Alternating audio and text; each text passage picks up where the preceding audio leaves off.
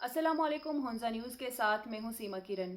नाज़रीन, गुज़िश्ता रोज़ social media और television पर जो खबर गर्दिश कर रही थी कि बटग्राम के मकाम पर चंद बच्चे जो हैं चेयर लिफ्ट पर फंस गए और 16-17 घंटे के मुसलसल रेस्क्यू ऑपरेशन के बाद बिल आखिर उन्हें रेस्क्यू कर लिया गया था। और उसमें जो मकामी जो रज़ाकार थे उनका नाम लिया जा रहा था, जो कि इस वक्त कौम के हीरो बने हुए हैं। उनमें एक अली सवाती और दूसरा है जाहिद अली हुंजाई।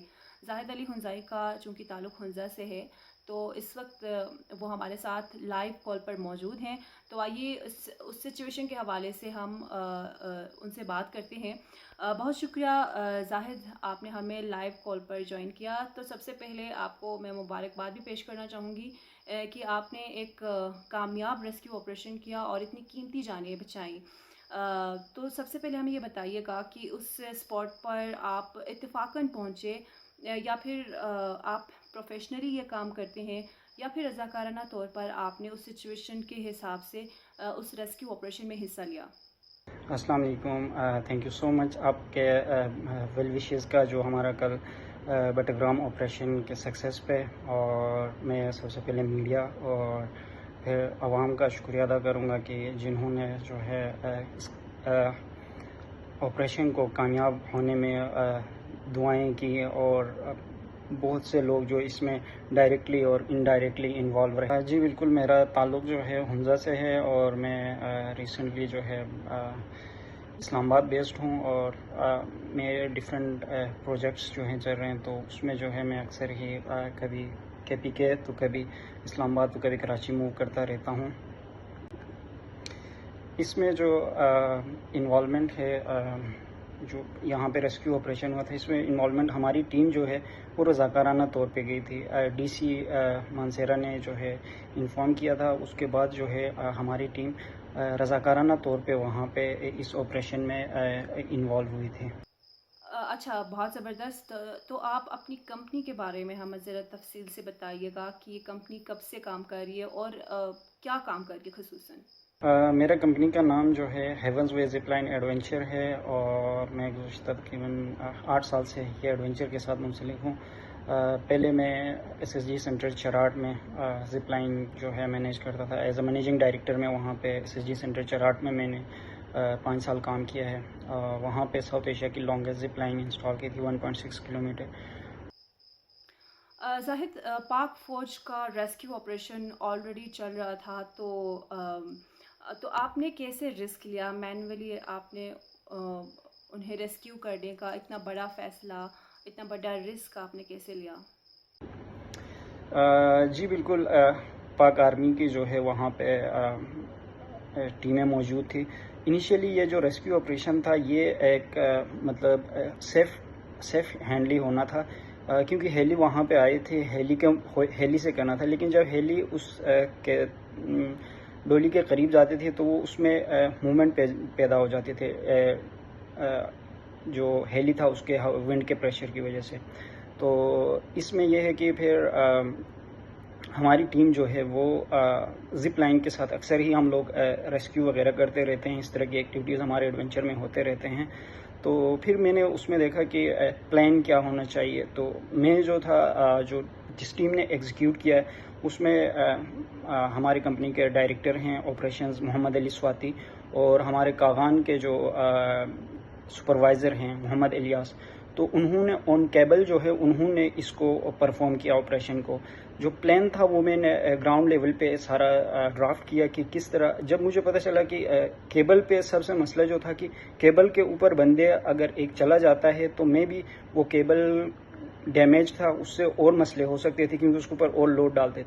लेकिन जब मैंने देखा कि हेली उसके करीब गई है और विंड की वजह से वो उसमें जो डोली है उस पर प्रेशर आ रहा है, तो मैंने ये देख लिया कि इस पे एक और बंदा जा सकता है, जो 2 बंदे जा सकते हैं जो रेस्क्यू के लिए जा सके। क्योंकि इतना विंड जब अगर वो केबल बर्दाश्त कर सकता है तो 2 बंदों की कैपेसिटी जो है वो बर्दाश्त कर सकते।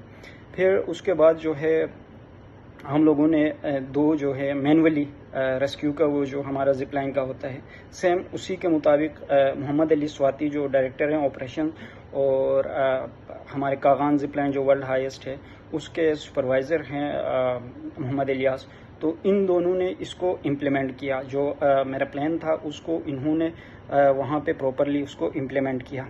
پاک فوج کا جو ہے 90% کریڈٹ آرمی کو جاتا ہے، کیونکہ جو مارننگ میں جب پتہ چلا تو دوپہر کو 11 بجے جو ٹیم کو موو کرنا تھا، فلائی کر کے جانا، وہ سارا جو ہے ہیلی کے تھرو ہوا تھا، ایکوپمنٹ کاغان سے اٹھا کے. کیونکہ جو اس وقت ہم لوگ جو زپ لائن میں یوز کر رہے ہیں، ورلڈ ہائیسٹ زپ لائن میں ISC UK کی ٹرالیاں یوز کر رہے ہیں، اس کیلیبر کے کہیں بھی پاکستان میں ایکوپمنٹ یوز نہیں ہو رہا. تو وہ ٹرالیاں لے کے آنا، ٹیم کو موو کرنا، ہارنس لے کے آنا، اور وہ لین یارڈ جو ہم لوگ یوز کرتے ہیں زپ لائن میں، تو وہ ساری چیزیں ہم نے موو کروانی تھی. تو وہ سارا آرمی کے تھرو ہوا، اور آرمی نے بہت زیادہ ہیلپ آؤٹ کی، اور تھرو آؤٹ آپریشن جو ہے وہ سارا ہیلپ آؤٹ کرتے رہے.